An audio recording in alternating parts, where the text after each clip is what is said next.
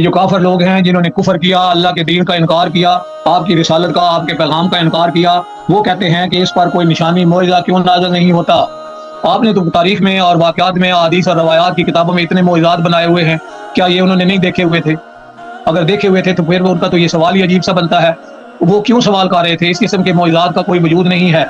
وہ فرما رہے ہیں کہ ان پر، وہ کہہ رہے ہیں کافر لوگ کہ ان پر کوئی نشانی یا معجزہ کیوں نازل نہیں ہوتا؟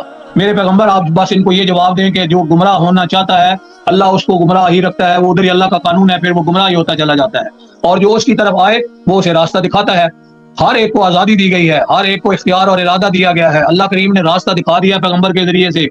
جو لوگ ایمان رکھتے ہیں انہیں اللہ کے ذکر پر اطمینان ہوتا ہے، اللہ کی ان باتوں پر ان کا بھروسہ ہوتا ہے، اور یاد رکھیں کہ اللہ کے قوانین پر بھروسہ کرنے اور اس کا ذکر کرنے اور اس کے قوانین کو پیش نظر رکھنے اور زندگی پر عمل کرنے سے ہی سکون اور اطمینان ہوتا ہے۔